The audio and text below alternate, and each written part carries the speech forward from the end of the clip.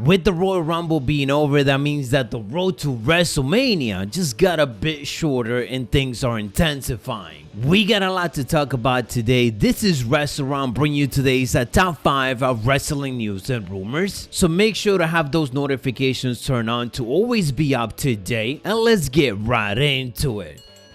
Before we get into the recent big reports for WrestleMania, there's more backstage news regarding the Royal Rumble. A lot of notes coming from the latest Wrestling Observer Radio. They are now the second source confirming the fact that Shane McMahon did have backstage heat for trying to book himself well in the Royal Rumble. Shane McMahon is someone who is very hands-on in the Royal Rumble every year. The difference this year was that he was actually in it, one of the big surprises, and a lot of people were not happy that he was booked himself towards the end. They also added that Shane wasn't the only superstar trying to do this, because Brock Lesnar also pushed to be booked strong in this match, which to be fair is understandable because he did want it, so you might as well make him look strong. And on top of that, the reason for it is that Brock Lesnar wanted to look really strong and want to be booked very strong heading into WrestleMania, because of course he got to take on Roman Reigns. So far, Roman Reigns has been getting the best out of Brock Lesnar, so it does make sense for him to start destroying pretty much everybody that gets on his way until he gets to Roman Reigns once again. With that said, for the second month in a row, WWE is teasing a title versus title unification matchup between Brock and Roman. With them teasing it so much at this point, I expect it to happen. I would not be surprised if Brock Lesnar wins the Elimination Chamber matchup and get the title back. It is weird that they have him drop it in the first place if that does turn out to be the plan, but the possibilities right now are there. It looks like WWE did contact Nia Jax to be a surprise at this year's Royal Rumble, but she straight out said no, and she kind of made a good point about it, indicating that the office called her. She thought it was for something else, but instead it was to offer her a surprise appearance at the Royal Rumble match. While talking to Renee Young, Nia Jax went on to indicate that she straight out said no. And as she stated, first of all, I already know I'm still under my 90 days non-compete clause. You're still going to pay me anyways, so you are not offering me anything. End quote. This is obviously a smart move by Nia Jax. She's still on the contract. She's still going to get paid anyway, so what's the point? And I just gave you the PG version of how she said no. So I just want to say that this was actually a very savage response by Nia Jax. Somebody that we did so return at the Royal Rumble, that was Nikki and Brie Bella. And this is gonna lead us into talking to WrestleMania 38 and a lot of potential plans that they have. As PW Insider stated that we will probably see more Nikki Bella and Brie Bella for WrestleMania 38. What plans WWE has for them, we don't necessarily know, but one thing we do know is that Nikki and Brie are ready to go, especially Nikki. She had a severe injury, basically leading her to retire, but as she revealed early on this year, she has now been medically cleared to compete. At the Royal Rumble, we saw her go alongside Brie Bella, so I'm not surprised WWE want to keep them around, especially for Mania. More news regarding the big event. It looks like WWE considered booking Bobby Lashley versus Shane McMahon, but it does look like plans ended up changing. Ringside News reported that this was an idea floating around before the day one pay-per-view. However, the idea was switched to something else. What that something else is, and this might just be a theory, it might be Austin Theory. Especially with Vince McMahon connecting with Austin Theory over the last couple of months, it could lead into some Shane McMahon versus Vince McMahon with Austin Theory type of thing. And another potential spoiler of what we could be seeing, WWE advertising seems to be spoiling what Ronda Rousey plans will be for WrestleMania. At the end of this week, Monday Night Raw, Ronda Rousey indicated that she will make her decision on Friday Night SmackDown. The segment was obviously designed to get people to tune into SmackDown, but what's interesting is that WWE's website event page has Ronda Rousey listed for every single SmackDown heading into WrestleMania, which now reports are basically indicating that Ronda Rousey would decide to challenge Charlotte Flair. This is interesting because we also got reports from the Wrestling Observer Radio indicating that the original plan was Ronda Ronda Rousey versus Lynch, but WWE switched it to Ronda Rousey versus Flair, and then now next year is when they want to do Ronda versus Becky. So that is all the latest wrestling coverage and what I got for you guys today. Let me know your thoughts down in the comments below. Which matches do you prefer to see at this year's WrestleMania? For more, make sure to have those notifications turned on. Stay savage, and I'll catch you on the next one.